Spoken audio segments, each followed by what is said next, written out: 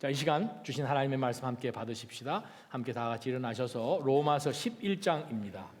드디어 로마서 11장까지 왔습니다. 로마서 11장 1절에서 14절까지의 말씀입니다. 저와 여러분이 한 절씩 하나님의 말씀 같이 받습니다. 제가 먼저 읽습니다. 그러면 내가 묻겠습니다. 하나님께서 자기 백성을 버리셨습니까? 결코 그럴 수 없습니다. 나 자신도 이스라엘 사람이요 아브라함의 씨에서 난 자요 베냐민 지파에 속한 사람입니다. 하나님께서는 미리 아신 자기 백성을 버리지 않으셨습니다. 여러분은 성경이 엘리야에게 관한 것을 알지 못합니까? 그가 이스라엘을 고발해 하나님께 호소하기를 주여 그들이 주의 예언자들을 죽이고 주의 제단들을 부수었습니다. 오직 저만 남았는데 그들이 제 목숨도 찾고 있습니다 라고 했습니다. 그러나 하나님께서 그에게 무엇이라고 대답하셨습니까? 내가 나 자신을 위해 바알에게 무릎을 꿇지 않은 7,000명을 남겨두었다 라고 하셨습니다. 그러므로 이와 같이 지금도 은혜로 선택을 받아 남은 사람이 있습니다. 그리고 만일 은혜로 된 것이면 행위로 인한 것이 아닙니다. 그렇지 않으면 은혜는 더 이상 은혜가 되지 못합니다. 그러면 무엇입니까? 이스라엘은 자기들이 찾던 것을 얻지 못했습니다. 오직 택하심을 받은 사람이 얻었고 나머지 사람들은 완악해졌습니다. 기록되기를 하나님께서 오늘날까지 그들에게 혼미한 심령과 보지 못하는 눈과 듣지 못하는 귀를 주셨다라고 한 것과 같습니다. 또 다윗도 말하기를 그들의 밥상이 그들에게 덫과 올가미와 거치는 것과 보응이 되게 하시고 그들의 눈이 어두워져서 볼 수 없게 하시고 그들의 등이 영원히 굽게 하소서라고 했습니다. 그러면 내가 묻겠습니다. 그들이 완전히 쓰러져 내버려야 할 정도로 넘어진 것입니까? 결코 그럴 수 없습니다. 도리어 그들의 넘어짐으로 구원이 이방 사람에게 이르러 이스라엘이 시기하게 하려는 것입니다.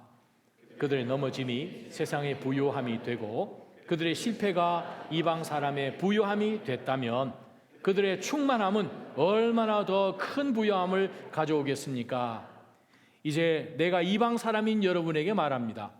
내가 이방 사람의 사도인 만큼 나는 내 직분을 영광스럽게 여깁니다. 이는 내가 어떻게든 내 동족에게 시기심을 일으켜 그들 가운데 다만 얼마라도 구원을 받게 하려는 것입니다. 아멘. 하나님이여, 주께서 약속하신 것은 그냥 주의 입술을 떠나서 그 어떤 것도 아무것도 이루지 않고 허공 가운데 다시 돌아가는 법이 없는 하나님의 말씀 아닙니까? 주께서 약속하신 것 반드시 이루시는 하나님 아니십니까? 오늘 이스라엘 백성들을 통하여서 우리 이방인들에게까지 우리 주 예수 그리스도의 그 구원의 복음을 주셨는데 이 말씀 저희 삶 가운데 구체적으로 잘 적용할 수 있도록 성령 하나님 우리의 마음을 열어 주옵소서. 예수님 이름으로 간절히 기도합니다. 아멘. 앉아주시기 바랍니다.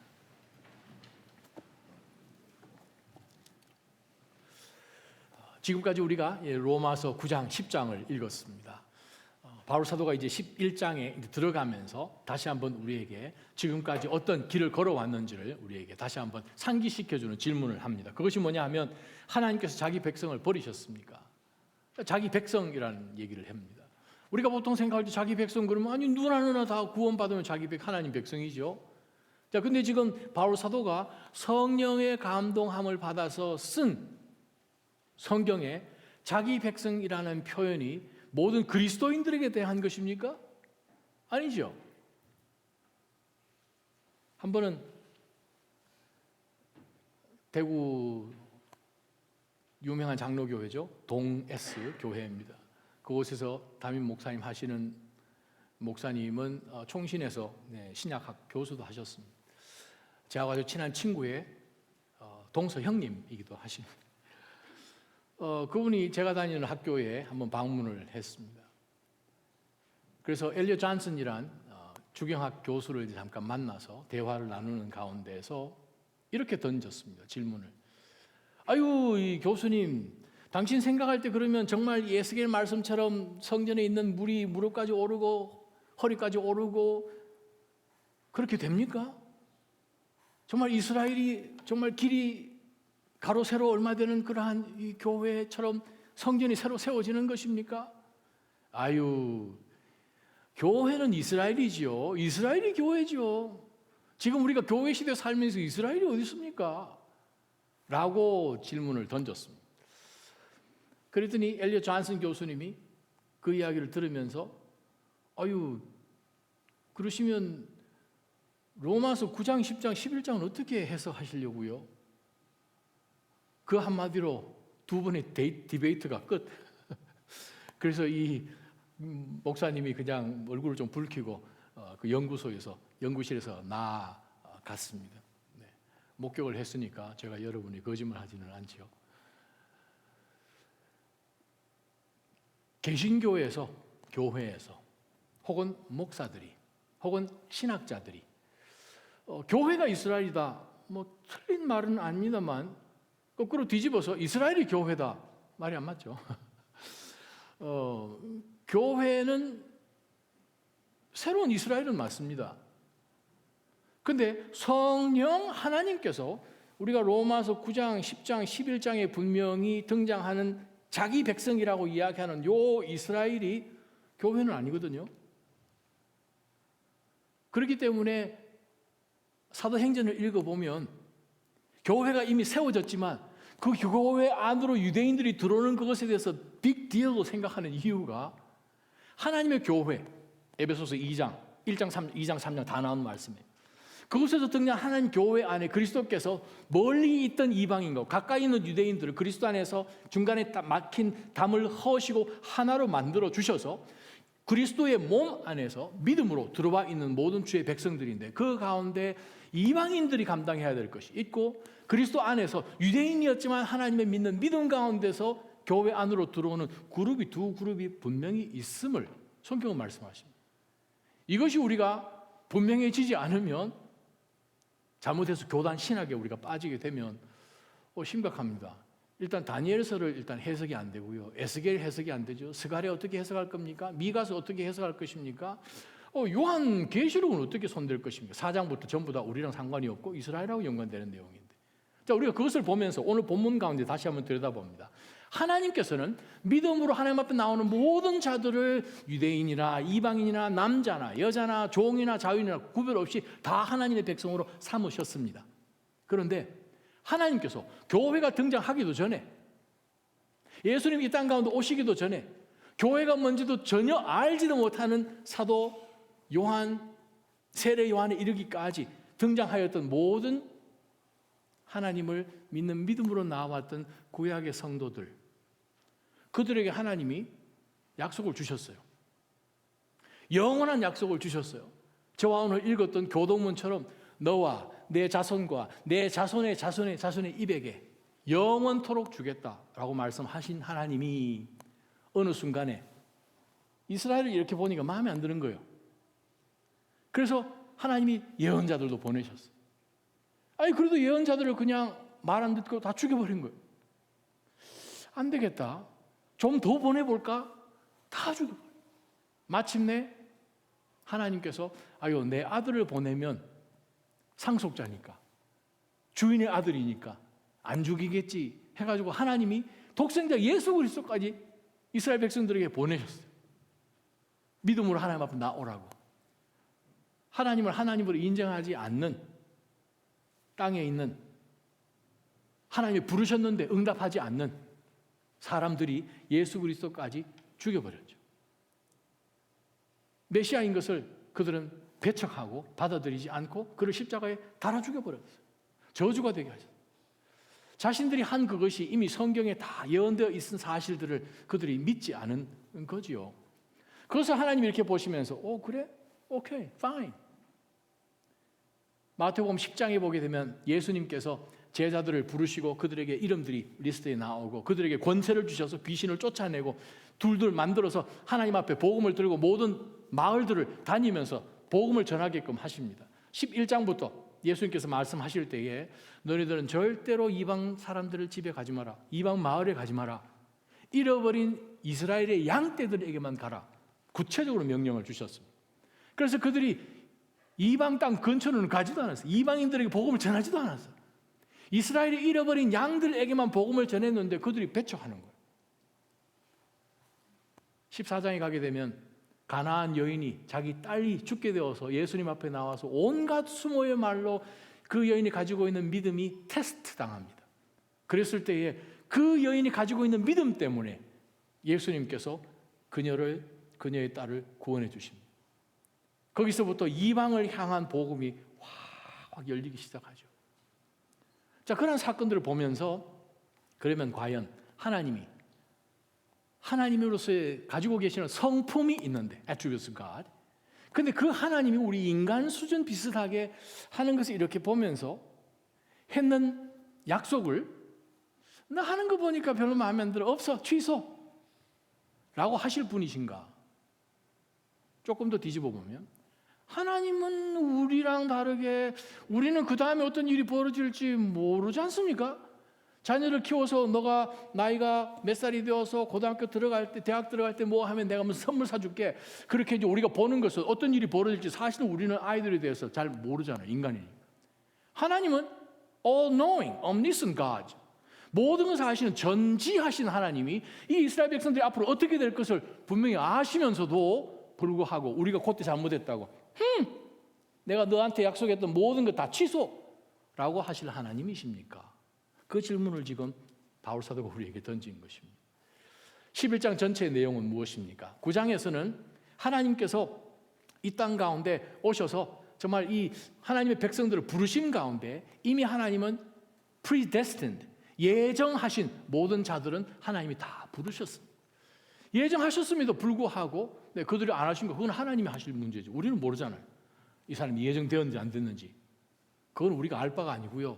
우리가 알 수 있는 것은 우리는 예정되어서 하나님 앞에 구원에 반응하여서 하나님의 자녀 되었다는 사실입니다. 할렐루야.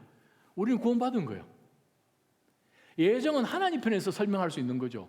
우리가 어떤 사람 보면서 당신은 이 그 우리가 얘기하는 거 아니죠.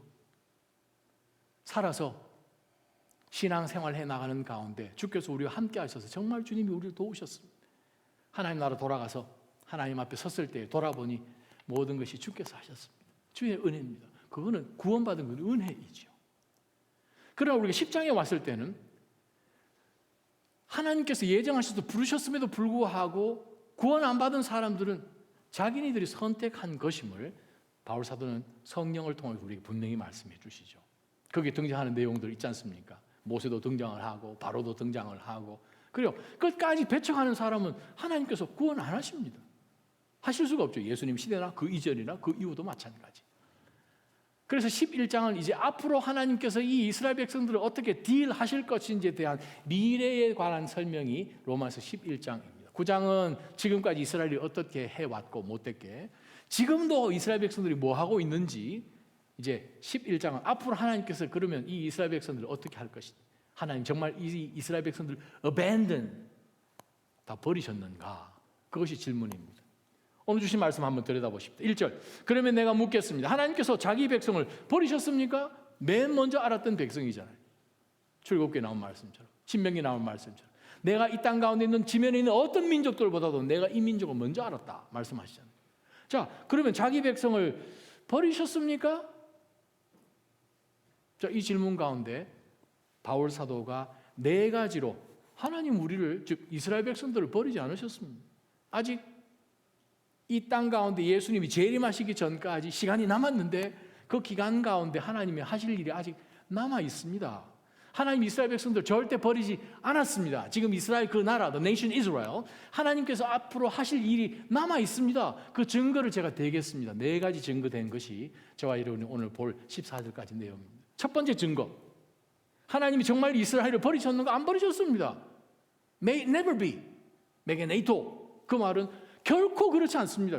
하나님은 하신 말씀을 인간이 아니시기 때문에 변개치 아니하시는 하나님이죠. 뒤집지 않으시죠. 두말하지 않으시는 하나님이죠. 하나님이시니까. 자, 그래서 바울 사도가 첫 번째 증거로 뭘 나타내는 거면 나 자신 보십시오. 나 자신도 이스라엘 사람입니다. 아브라함의 씨에서 난 사람입니다. 12지파 중에서 베냐민 지파 속한 사람입니다. 자, 예수님 오시고 난 다음에 이스라엘 예루살렘에 어떤 일이 일어났는지 그 이름 사울 잘 알았죠. 근데 그는 얼마나 특심한 열심이 있었던지 예수님 욕을 하고 아마 이 이상한 놈, 이 이단 그러면서 아마 그냥 교회를 얼마나 많이 핍박했습니까? 사람들 잡아다 얼마나 많이 죽였습니까? 자기는 유대인이요. 지난 수천 년 동안의 유대 관습과 가말리엘 밑에서 수학을 하고 특심한 유대 정신을 갖고 살아온 이 골수 유대인이, 골수 중에서도 골수 유대인이 하나님께서 구원해 버리신 거예요. 하나님은 이스라엘 버리셨습니까? 이스라엘 버리셨다면 바울을 구원하시면 안 되죠. 하나님이 이스라엘 버리셨다면 오순절 성령이 임하고 난 다음에 그 12 사도들을 구원하시면 안 되죠. 사도행전에 등장하는 2장부터 등장하는 한꺼번에 3,000명이 회개하고 오는 그 유대인들을 구원하시면 안 되죠. 구원하실 수가 없는 거죠. 사도행전이 거짓말이 돼야 되죠. 아니지 않습니까? 첫 번째 증거가 무엇입니까? 저를 보십시오. 이스라엘을 향한 하나님의 구원 계획이 아직 남았습니까? 안 남았습니까? 남았다는 거예요. 두 번째 말씀 보십시다. 두 번째 보니까 2절 상반절입니다. 바울서가 이야기합니다. 하나님은 이미 아신 자기 백성을 버리지 않으셨습니다. 자, 복수로 나오죠. 그러니까 지금 사울이 이제 바울이 되었지만 이 바울뿐만 아니라 하나님께서 미리 아신 자가 있다는 거예요.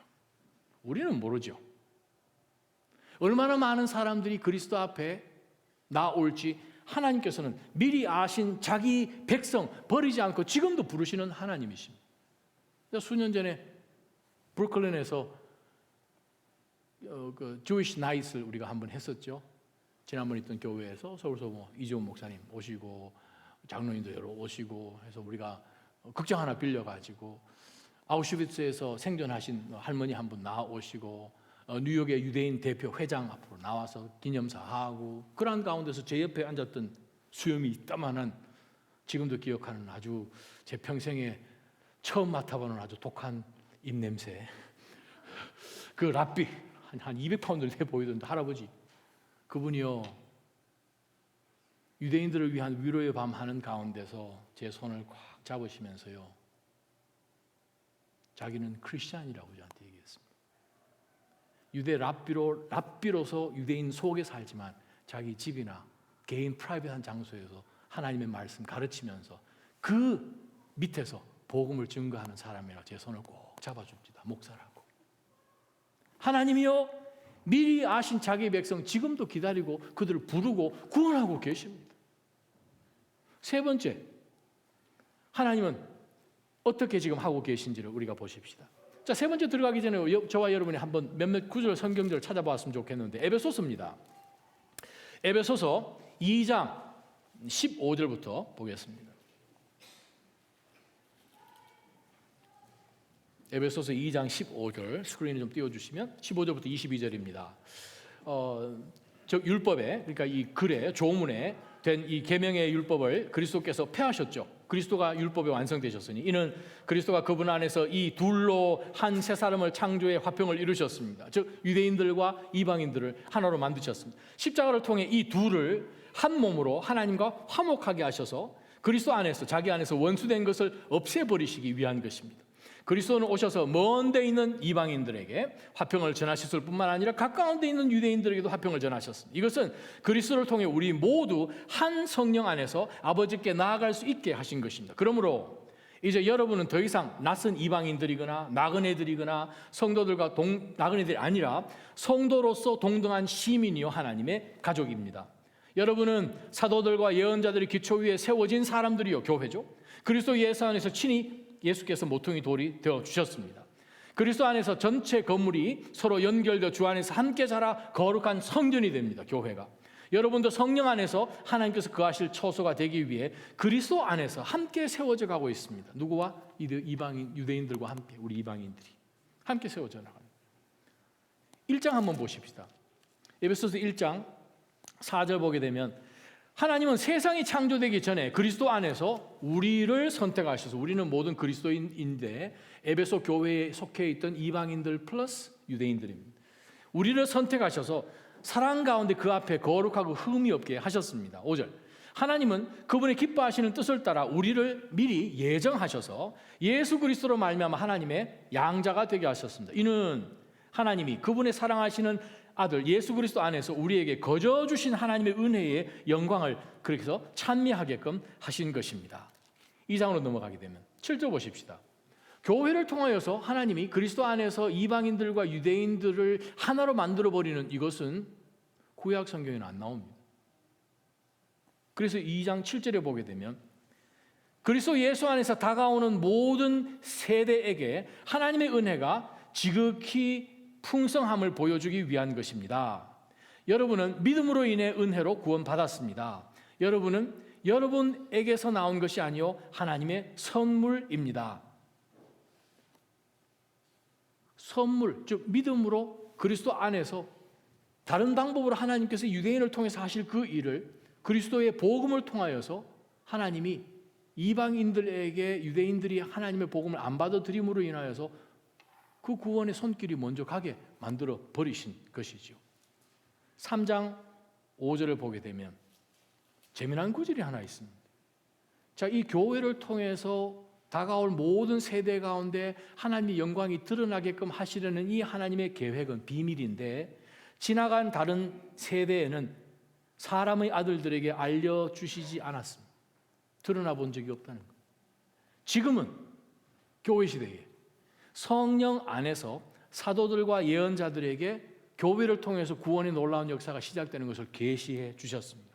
그 비밀은 이방 사람들도 저와 여러분이 복음을 통해 그리스도 예수 안에서 유대인들과 함께 상속자들이 되고 함께 지체들이 되고 함께 언약에 참여한 자들이 된다는 사실입니다.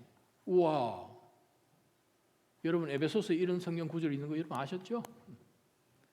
우리는 그냥 죄인 정도가 아니라 언약과 상관도 없고 율법과 상관도 없고 하나님과 상관도 없고 그냥 비나이다 하던 민족이었습니다.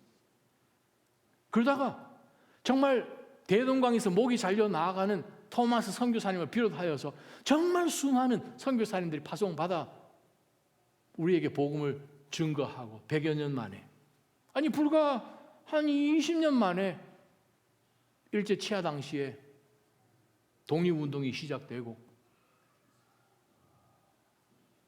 독립선언문 할 때에 민족 대표 중에 딱 50%가 기독교인이었고 그 당시 크리스천이 1%도 안 되지 않습니까? 지난 수십 년 동안 하나님이 정말 복음을 인하여서 다른 나라에서 이뤄볼 수도 없는 희한한 일을 대한민국에 역사하셨습니다. 요즘은 우리가 어린 MZ 세대들이 뭐 국뽕이다 뭐 그런 표현하면서 막 우리 한국에 대해서 그렇게 막 어깨 얼싸하는데 하나님이 하셨죠. 여러분 전 세계 인류 역사 가운데서 이런 나라가 없지 않습니까? 아니 어떤 나라가 복음 들어간 지 한 100년 만에 전 세계에서 선교사 2번째로 많이 보내는 나라 어디 있습니까? 모든 교회에 모든 정말 이 선교하는 것이며 그렇게 일을 열심히 하는 민족 어디 있습니까? 저는 확실히 믿습니다. 그런데 한국사를 연구한 많은 학자들이 이구동성으로 하는 말씀이 선교사님이라는 복음이라는 거예요. 그거 외에는 해답이 없다는 거예요. 저는 믿습니다. 복음 때문에 우리가 정말 이렇게까지 은혜를 입었다고. 자, 그러한 가운데서 바울 사도가 오늘 본문 가운데 다시 한번 말씀드리는 내용이 뭐냐 하면 정말 하나님께서 이 유대인들을 버리셨는가? 그렇지 않습니다. 아신 자들이 있기 때문에 그 아신 자들이 이제 곧 등장할 것입니다. 지금도 그 사역이 진행되고 있습니다. 자, 바울 사도도 유대인이고 하나님이 미리 아셔서 지금 기다리고 있는 유대인도 지금 기다리고 있는 거죠. 한 10년 전에 제가 만났던 조셉 샬룸 장로님, 나타냐후 신학교죠. 지금 베들레헴에 있는, 예루살렘에 있는 그 신학교 총장님이잖아요. 랍비이기도 하지만 총장님이고 독실한 크리스찬이시고 장로님이신데, 네, 그분 제가 한 10년 전에 만났을 때 서울에서 제가 물어봤어요. 이스라엘에 크리스찬 몇 명 좀 되냐고. 분이 아시니까 자기가 생각할 때 한 2만 명 되는 것 같다고. 지금 10년 전이니까 더 많겠죠. 제가 수십 년 전에 알았던 메시아닉 주이시 컨그리게이션 미국 전체에도 별로 많지는 않았습니다. 보스턴 지역 찾아보니까 7개 정도 되던데요. 굉장한 숫자죠. 그 동네는 시나고그만큼 많은 숫자같이 느껴질 만큼 계속해서 하나님은 미리 아신 자들을 부르고 계십니다. 세 번째, 무엇을 볼 때 하나님께서는 이스라엘 백성들을 아직 버리지 않으셨는가? 여러분은 성경에 엘리야에 관한 이야기 여러분 알지 않습니까? 엘리야가 이스라엘을 고발해서 하나님 앞에 얘기합니다. 자, 지금 엘리야 사건 아시잖아요. 갈멜산에서 어떤 일이 벌어졌는지. 이 이스라엘이 너무나 우상 숭배하고 정말 그렇게까지 하나님 앞에 악하게 나아간 시대가 없었지 않습니까? 아합 왕 때. 그래서 엘리야가 바알 섬기는 선지자, 아세라 선지자 모여라 해가지고 갈멜산 그 언덕에 모여가지고 하나님 앞에 하늘에서 불 내리는 신이 진짜 신이다. 이스라엘 백성들 어느 편에 들 건지 확실하게 하자 해가지고 850명이나 되는 그 바알과 아세라 선지자들 모아놓고 한판 붙지 않습니다. 바알은 아주 빼빼 마른 모자 쓰고 있는 번개를 잡고 있는 우상으로 만들어져 있는 신입니다. 농사를 주관하고 비와 번개를 주관하는 신입니다. 하늘에 불 내리는 거, 우리 바알이 신의 전공이지. 그래서 제 생각에는 아마 엘리야가 그걸 도전을 했던 것 같습니다. 거짓 선지자들 아침부터 저녁까지 춤을 추면서 나중에는 바알이 응답하지 않으니까 몸에다 칼을 찌르면서 상처를 내서 피를 흘리면서까지 간절한 신시어하게 목숨 걸듯 빌었지만 응답 없지요. 우리 인간의 신시어한 그건 의미가 없습니다. 믿음은 내가 얼마나 믿습니다가 중요한 게 아니에요. 대상이 중요하죠. 저는 여러분 삶 가운데 하나님이 어떤 하나님이신지 분명한 선이 그어지기를 주님의 이름으로 축원합니다. 여러분이 하나님 앞에 드리는 예배 슬라피하지 않기를 주님의 이름으로 축원합니다.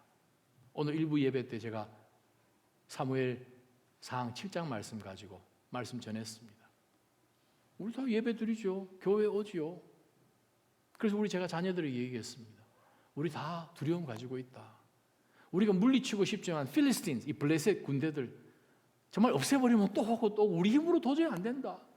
때로는 정말 하나님의 법궤를 가지고 가서 전쟁에 한번 붙어보려고 하다가 전쟁도 지고 법궤도 빼앗기고 수모를 당하고 그러고 난 다음에 하나님의 법궤로 인하여서 블레셋이 그냥 투머가 생기고 사람들이 죽어나고 하니까 자신들이 진영 가운데 하나님의 법궤를 더 이상 킵할 수가 없었죠. 유대인으로 빨리 보내버리죠. 20년 넘게 법궤가 와 있는 가운데서 그동안 계속해서 블레셋이 공략을 하는데 이길 방법이 없지 않습니까? 그들이 하나님 백성 아닙니까? 하나님 백성이죠. 하나님 예배 안 했습니까? 예배했지요. 예배가 이상한 예배였으니까 그렇죠.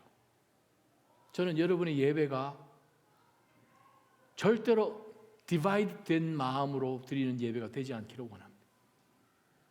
예배 일찍 들어오십시오. 예배를 보러 오는 건 아니라 여러분이 예배이십니다. 여러분이 제물입니다. 하나님 앞에 기도하는 마음으로 엎드리고 간구하고 하나님의 은혜 주십시오. 제가 모르는 것이 무엇입니까? 왜 나는 나한테 아직까지 필리스틴이 있습니까? 내 힘으로는 밀어낼 수가 없습니다. 그랬을 때 사무엘이 이야기하잖아요. 여러분 방법이 있는데 그렇게 할 거냐? NLT 성경에 보면 Are you really serious about turning back to the Lord? 그렇게 질문하잖아요. 당신은 정말 하나님께로 돌아가기 serious-합니까? 백성도 그렇게 하겠다는 거예요. 제일 먼저 던진 말씀이 무엇입니까? 너희들 마음 가운데는 가정 가운데는 우상을 다 버려라. 우리는 하나님과 세상의 가치를 같이 놓고 섬길 수 없습니다. 다 버려라. 금식하고 회개해라. 그동안 드려졌던 뜨뜻미지근한 예배 다 때려치우고 하나님 앞에 진짜 예배 드려라. 금식해라. 번제를 드리잖아요. 예배를 드리죠. 예배를 드리는데 저들이 다 미스바에 모여있다는 사실 딱 듣는 순간에 블레셋 사람들이 절호의 기회다. 우리가 섬기는 이 다곤이 우리에게 준 이스라엘을 몰살시킬 수 있는 절호의 기회다. 한 곳에 다 모여있네. 우리가 일부러 모을 필요도 없이 쳐들어가자. 바로 코앞까지 왔더라. 그래서 이스라엘 백성들이 바로 눈앞에 블레셋 군대 보이는데요. 예전처럼 실패했던 그 전쟁을 누가 반복하고 싶겠습니까? 자, 사무엘은 계속 하나님 앞에 예배 드립니다. 예배 드리는 가운데서 하나님이 NLT 성경에 보게 되면 He spoke. 하나님 그냥 말씀만 하셔도 블레셋 군대가 무너집니다. 지금도 하나님이 우리 삶을 통해서 우리 삶 가운데 있는 여러분들의 블레셋 군대들이 몰살당하기를 축원합니다. 여러분의 믿음, 여러분의 예배가 불처럼 타오르기를 소망합니다. 나중에 다 빼앗기고 난 다음에 울어봐야 그거 픽업하려면, 캐치업하려면 it'll take more than 200, 300% that you have experienced. 여러분이 정말 exerted 했던 그거 몇 배를 해야 겨우 그 정도 수준으로 돌아갈까 말까 할 겁니다. 왜 하나님 우리에게 성경 주셨습니까? 우리로 하여금 사사시대에 살지 않도록 주신 거죠. 사사시대의 특징이 무엇입니까? 각자가 보는 눈 가운데서 they did whatever they think they would please in their own eyes. 자기 뜻대로, 자기에게 맞는 대로 자기가 기준이 되어서 사는 거죠. 그게 사사시대. 우리가 사는 시대와 딱 아이덴티컬하죠. 오늘 본문 가운데서 지금 엘리야가 정말 그 갈멜산 위에서 나쁜 선지자들 다 없애고 난 다음에 보니까 이세벨이라는 이 왕후가 아주 독실한 기독교인이 아니고 바알 신도인 거예요. 아니 우리가 섬기는 그 사제들을 다 죽였단 말이에요. 내가 내일 아침까지 이 엘리야 안 죽이면 내가 정말 저주받. 자기 밑에 있는 부하들을 다 보내가지고 엘리야 잡으러 가잖아요. 엘리야가 어디까지 도망갑니까? 이집트 국경까지 도망가잖아요. 수백 킬로를. 거기 가서 엘리야가 하는 게 뭡니까? 하나님 앞에 찡찡대죠. 하나님 저 혼자 남았습니다. 차라리 죽여주십시오. 도망 오기는 했는데 저 혼자 남았습니다. 내가 믿는 믿음이 뭐가 필요합니까? 저 혼자 죽었. 그랬더니 하나님이 입 다물으라 그렇게 얘기하시잖아요. 물론 그렇게 말씀하지는 않으셨지만 뭐라고 말씀하셨냐? 야, 바알 앞에 무릎 꿇지 않은 7,000명이나 남아있다. 지금 그게 본문이에요. 7,000명이나. 4절에 하나님께서 엘리야에게 뭐라고 말씀하셨습니까? 열왕기상 19장에 나온 말씀. 내가 나 자신을 위해 바알에게 무릎 꿇지 않은 7,000명을 남겨두었으니 너 혼자 남았다고 징징대지 말라는 거예요. 여러분 혼자 아니십니다. 할렐루야. 지금도 하나님은 놀라운 은혜를 입고 계십니다. 입혀주고 계십니다. 여러분 우리 이번 쿠바 죄송합니다. 페루 가는 게 이게 보통입니까? 여러분 그 우라리나 종족 우리가 들어가는 그 마을에 지금까지요 그 부족이 몇 년 살았는지 모르겠지만 지금까지 그 부족에 학교가 세워진 적이 없습니다. 클리닉 있어 본 적이 없습니다. 뭐 신발 안 신고 다니는데 또 뭡니까? 아니 그 부족은 페루 정부도 몇 명이 된지도 모르고 아이디조차 내주지 않습니다. 이름도 몰라요. 정부가 관심도 없어요. 정말 선교사님 한 20년 동안 그곳에 가서 독화살 피해가면서 서서히 어프로치 해가지고 정말 그 토인들 정말 그 사람들에게 복음을 전해서 작년에 가서 클리닉 세워주고 학교 세워주고요. 선교사님이 쫓아다녀서 선생님을 모집을 하려니까 선생님이 그 몰래까지 가겠습니까? 전기도 안 들어오는데 뭐 넷플릭스를 볼 수 있습니까? 뭐 할 수 있는 게 하나도 없잖아요. 그러니까 뭐 페루 사람들 똑똑한 사람들일 텐데 안 가려고 그런 거예요. 학교는 세워놨는데 정말 눈에 넣어도 안 아플 학생들이 한 200명씩 되는데 그거 어떻게 해요? 수업은 가르쳐야 되는데. 그런데 하나님께서 기가 막히게 남은 자를 보내주신 거예요. 의사 선생님 히틀러, 이름이 히틀러예요. 저희가 놀래가지고 아니 당신 아버지는 도대체 나치냐? 왜 이름을 히틀러 했는 거예요? 자기 아버지 그런 사람 아니래. 그래서 왜 당신 이름을 하고 많은 이름 중에 히틀러라고 지었느냐? 스페니시 말로 히틀러, H는 묵음이니까. 그랬더니 자기 아버지가 히틀러가 나쁜 사람인지는 모르고 유명한 사람인지는 알아서 내 아들이 유명해지기를 원해서 히틀러 지었다는 거예요. 이름이 히틀러. 그런데 그 닥터가 팬데믹 기간 가운데 선교사님과 같이 조를 맞추고 이 사람도 따로 자기 친구 의사 선생님이 130 몇 명이 죽었어요. 팬데믹 기간 가운데. 목숨 걸고 정말 있는 오지까지 가서 그들 마스크 주고 위생 관리 해주고 해서 이 사람이 너무 선한 일을 하니까 그 페루 있는 사람들이 로레타 그 주에 있는 사람들이 당신 국회의원 나가라. 그 사람들 막 떠밀어 가지고 응급결이 국회의원이 돼버렸어요. 2년 전에. 작년에 국회의원이 거기까지 갔어요. 보좌관이 권총 차고 우리 따라오고. 기도 부탁합니다. 하나님이 그 독실한 크리스찬 히틀러란 이름의 국회의원을 통해서 국회의원이 한 번도 온 적이 없는 로레타 주에 딱 등장을 하니까 교육부 공무원이 난리가 난 거죠. 그래서 이번에 교육부 장관이 같이 따라갑니다. 국회의원 때문에 놀래가지고. 학교 선생님, 선교사님이 아무리 얘기를 해도 이거 안 듣죠. 국회의원이 왜 안 보냈냐 이렇게 늦냐 했더니 뭐 바로바로 그냥 일이 해결이 됐어요. 며칠 전에 히틀러 그 집사님이라고 그러더라고요. 히틀러 총통이 히틀러 이 국회의원이 눈 수술을 했는데 수술이 잘못돼서 실명될 위기에 있다고 선교사님이 어제 카톡 보내왔습니다. 참 하나님께서 기가 막히게 남은 자들을 끌어모아다 사용하셨는데 또 하나님이 이렇게 또 선한 일 가운데서 헌신하고 우리가 나아가는데 다 사탄은 또 태클 걸잖아요. 그럼 또 우리는 또 아싸 이게 또 하나님 또 무슨 일을 하실까? 우리는 또 포기하지 않죠. 우리는 에워싸움을 당하지 않지 않습니까? 우리는 거꾸로 때림을 당하지 않지 않습니까? 여러분 기도해 주십시오.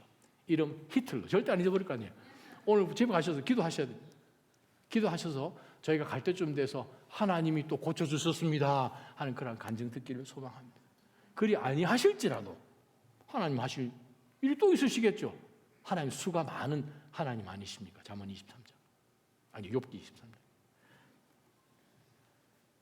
남은 자들이 하나님께서 남겨두셨을 뿐만 아니라 정말 이 아직까지 우라리나 남은 것 같은데 여러분들이 보내는 선교사로 우리는 보냄을 받는 선교사로 단기 선교로 가지 않습니까? 그곳에 남은 자들 하나님 부르신다는 거예요. 우라리나 종족 가운데서도 예수님이 영접해서 이번에 한 가정 우리가 가서 세례를 줄 텐데 그 한 가정뿐만이겠습니까? 베이케이션 바이블 스쿨 도대체 우리 말도 모르고 스페니쉬도 모르고 동족 말은 당연히 모르는 사람들이 왜 비행기 타고 여기까지 열 몇 시간 날라와서 레이오버 시간이 11시간인데 미쳤죠 생각할 거예요. 그러나 복음 때문이라면 그들이 도대체 복음이 뭐길래 라고 질문 안 하겠습니까?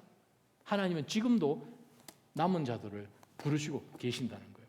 자, 마지막 네 번째 이유가 무엇인가 하면 아직도 예수님 안 믿는 아직도 구원을 반대하는 유대인들이 남았는 것이 증거라고 바울 사도가 이야기합니다. 7절 그러면 무엇입니까? 이스라엘은 자기들이 찾던 것을 얻지 못했습니다. 구원이죠. 메시아죠. 자기는 율법 지키면서 눈앞에 보여준 예수님을 싫다고 그러니까 오직 택하심을 받은 사람은 이미 얻었습니다. 사도행전 시대부터 시작해서 나머지 사람들은 완악해진 것을 보니 이스라엘 민족에게 아주 소망이 있는 거예요. 아직도 완악해서 뻗당기는 것을 보니 그 가운데서 또 한 사람 끄집어내려고 하나님께서 구원하고 계시는 거죠. 제가 서울 온누리에서 영어예배 담당할 때에 저희 컨그리게이션 안에 유대인들이 많았습니다. 미국에서 온 유대인, 유럽에서 온 유대인, 캐나다에서 온 유대인들 예수님 영접해서요 성경책 읽는데 정말 하나님께서 우리 민족들을 버리지 않으시겠구나 이사야 공부하는데요 꺼이꺼이 울어요. 우리가 방금 보았던 이사야 60장 읽는데요 꺼이꺼이 울어요. 우리가 버리지 않으셔. 저는 예수랑 전혀 상관이 없다고 생각했습니다. 근데 할아버지가 먼저 예수님 영접하고 난 다음에 저를 무릎하게 앉혀가지고 구약 성경을 읽어주면서 예수님이 메시아인 것을 얘기해 주셔가지고 긴가민가 했다가 한국까지 왔는데 한국에서 예수님을 만날 줄이요. 성경을 못 읽어요. 눈물이 앞을 가려서. 아직까지 버팅기는 사람들을 있은 이유가 무엇입니까? 우리가 특별히 8절 9절에 나와 있는 이 신명기 29장 나온 말씀 또 시편 69편에 나온 말씀은 메시아닉 예언이라고 그러죠. 메시아닉 패시지라고 부르는데 바로 예수 그리스도를 상징하는 메시아 본문이죠. 그들이 예수 그리스도에 대한 그 복음과 메시아를 거절했더니 그 죄책감 때문에 그들이 허리가 그냥 굽혀지는 거죠. 그 무게 때문에 진리를 감당해야 되는데 그 진리를 그냥 거역하니까 그 진리가 그들을 엉두르고 있는 그것 때문에 영원히 등이 굽어버리는 거죠. 거치는 돌처럼 반석처럼 되어버린 거죠. 마지막 말씀입니다. 그러면 어떻게 해야 됩니까? 그럼 어떻게 해야 됩니까? 자, 유대인입니다. 자, 우리 지금 살고 있는 이 낮아짐 교회 우리는 어떻게 해야 됩니까? 11절 말씀이죠. 그러면 내가 묻겠습니다. 그들이 완전히 쓰러져 버려야 할 정도로 넘어진 것입니까? 이제는 완전히 끝입니까? 돌아보지도 않을 정도로 소망이 없는 것입니까? 바울이 이야기합니다. 성령을 통해서 결코 그럴 수 없습니다. 도리어 유대인들의 넘어짐으로 인해서 시온에서부터 나오는 그 구원이 이방 사람들에게까지 이르러 이스라엘이 시기하게 하려는 것입니다. 지금도 하나님께서 시기하게끔 하기 위해서 복음이 이방 사람들에게 들어가서 우리의 운명이 바뀌고 팔자가 바뀌게 되었습니다. 제가 자랄 때는 60년대인데 그때 사실 60년대에서 초에 태어나시고 자라신 분들 기억하시잖아요.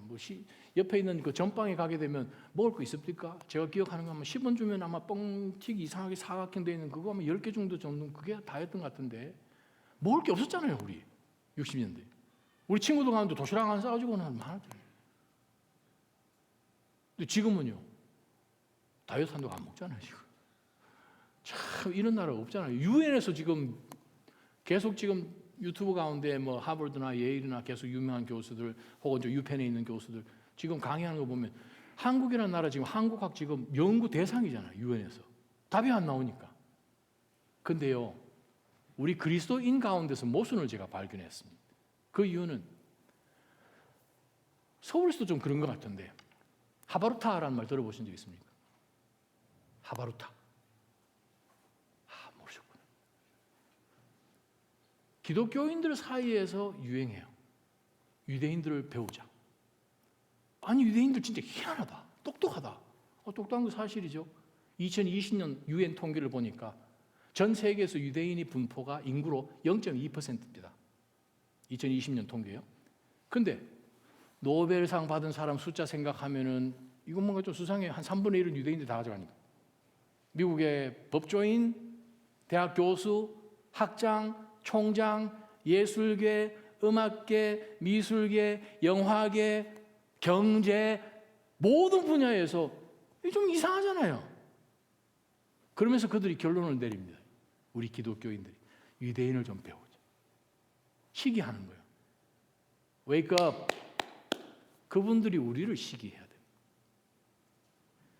그들은 하나님의 언약 백성이기 때문에 하나님이 끊어내지를 못하여서 아브라함 언약 때문에 연결되어 있음으로 인하여서 지금까지 더 구원하시려고 지금 남겨둔 사람에게 보여주신 하나님의 은혜를 이미 우리는 예수 그리스도를 통해 다 받았는데 세상적인 것 가운데서 그들이 하나님의 백성으로 먼저 선택됨으로 인하여서 받은 그러한 특혜들을 보면서 우리가 우리 자녀들을 유대인들 자녀들처럼 키우자. 하바루타. 그렇게 하고 있는 거 보면 저는 이게 지금 주객이 전도된 거죠. 하나님께서 이방인들이었음에도 불구하고 우리를 부르셔서 구원의 상속자로 만들어 주셔서 정말 아무 소망도 없는 우리에게 예수 그리스도의 복음이 들어와서 우리로 하여금 놀라운 사람으로 새롭게 창조해 주신 것을 보면서 유대인들을 포함하여 주변 사람들 우리를 시기할 수 있어야 돼요. 그것을 위하여서 하나님께서는 구원을 베풀어 주셨다. 이방인들에게. 유대인들이 보죠. 저거 우리 건데? 아니 기독교인들은 왜 가지고 있는 성경책이 우리가 가지고 있는 성경책이랑 토시도 안 틀리고 100% 똑같습니까? 아니 당신은 기독교인인데 어떻게 유대인 역사를 우리보다 더 잘합니까? 그것이 예수님 갓 믿게 된 유대인들이 거의 열의 아홉이 던지는 질문이래요. 내가 우리나라 역사, 우리 민족의 역사를 아는 것보다 당신이 더 잘 아네요. 우리가 복음 때문에 하나님이 놀라운 은혜가 임했습니다. 그럼 우리 어떻게 해야 됩니까? 13절, 14절이 바로 우리가 해야 되는 메시지죠. 바울이 이야기합니다. 이제 내가, 지금까지 유대인 얘기했는데 이제 내가 이방 사람인 로마에 사는 여러분에게 말합니다. 내가 이방 사람의 사도인 만큼 나는 이방 사람들 사도된 이 직분 정말 영광스럽게 생각하는 것은 제가 이방에게 복음을 전하면 전할수록 복음으로 인하여서 이방인들이 변화되고 하나님의 놀라운 기적의 역사가 임함으로 인하여서 유대인들이 그냥 시기하고 그냥 어떻게 하면 우리도 그렇게 할까 하게끔 만드는 것이니 이거는 세상에서 자주 쓰는 용어처럼 일타피 뭐 이런 거 있잖아요. 그죠? 그것처럼 이걸 하나 했는데 유대인까지 끌어모으는 거예요. 그거 위해서 나는 정말 기쁩니다. 바울이 이야기하죠. 14절 이는 내가 13절에 이제 내가 한 것처럼 이는 저와 여러분이 한국인으로서 보스턴에 살고 있는 낮아진 교회 성도로서 어떻게 해든 우리 한국 동족에게 시기심을 일으켜서 그들 가운데 다만 얼마나 더 구원받게 하고 계십니까? 아니면 교회 다니지 않는 사람들이 소유한 그들이 이루어놓은 그것을 우리가 거꾸로 시기하고 있지는 않습니까? 내가 저기까지만 올라갔으면, 내가 저거를 소유하기만 했으면 거꾸로 됐죠. 여러분 안에는 만유보다 크신 하나님이 계십니다.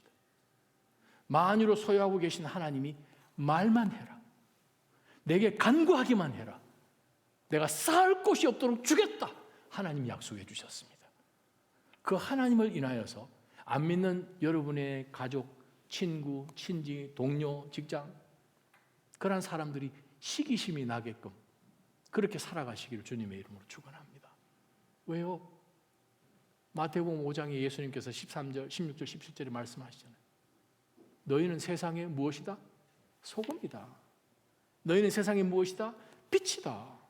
소금이 하는 역할 뭐죠? 짜게 만들어야 되죠. 여러분이 여러분과 만나는 그런 사람들하고 커피를 한잔하고 부딪히기만 하면 그 사람들이 그냥 기갈이 나야 된다는 거예요. 물을 마셔야 되는 거예요. 당신과 만나고 나면 갈증이 생기는 거예요, 내 마음 가운데. 여러분, 유대인들에게 소금이라는 것은 필수품이죠. 예수님 당시에는 이 목동들이 호주머니 이 벨트에 소금 주머니를 차고 다녔잖아요. 그러면서 양떼를 데리고 다니면서 양들에게 어떤 시간이 되면 정기적으로 소금을 그냥 이 코에 발라버리거든요. 그러면 자기 몸이 디하이드 되는지 안 되는지 그것도 전혀 알 필요 없이 그냥 갈증이 생기니까 무조건 가서 목동이 얘기 안 해도 알아서 물 먹습니다. 소금, 가장 중요한 것, 갈증을 일으키는 거예요. 우리는 세상의 소금입니다. 여러분이 만나는 모든 사람들, 접촉하는 모든 관계 속에서 그들이 갈증을 일으켜서 생명수이신 예수 그리스도를 발견하기를 축원합니다. 세상 것을 얻어가지고 그들의 갈증이 해결되겠습니까? 우리가 해결되었습니까? 예수 그리스도 전하는 거죠. 세상의 빛, 예수님이 이 땅 가운데 빛으로 오셨습니다. 우리가 오늘 이사야 60장 말씀처럼 일어나 빛을 발해야 되는 거죠. 우리는 lesser light, 작은 빛이죠. 반사돼서 우리는 하는 빛이고, 진짜 빛은, 세상의 빛은 예수 그리스도죠.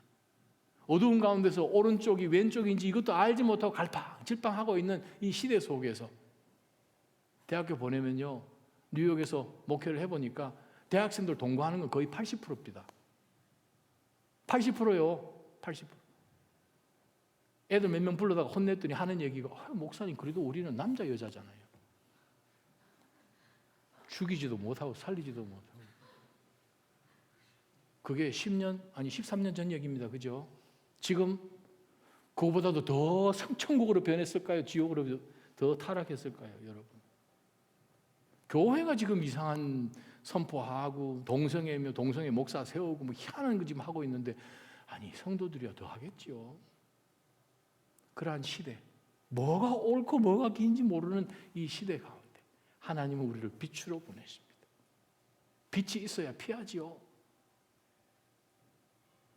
여러분이 가는 곳곳마다 그리스도를 향한 갈증이 있게 하시고 빛을 찾아서 돌이키는 놀라운 역사가 있기를 축원합니다. 여러분 안에 계시니 그리스도께서 하실 것입니다.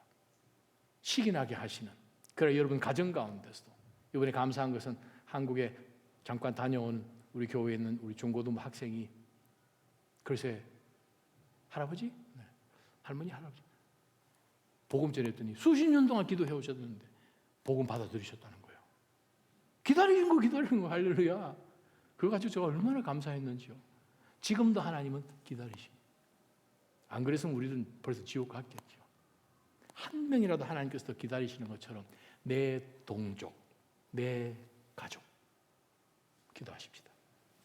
걸어가신 하나님 아버지요, 저희가 먼저 복음 받아서 저희만 깨우는 꽃감 쪽속 빼먹는 것처럼 천국 가면 되지 뭐 하는 생활 속에서 그냥 널브러 앉아 있습니까? 아니면 지금이라도 하나님께서 우리를 먼저 구원해 주신 그 이유가 우리로 하여금 세상의 빛과 소금으로 그 역할을 감당하라고 하셨으니, 하나님 저희 주변에 만나는 사람들에게 어떤 갈증을 일으키며 살아가고 있습니까?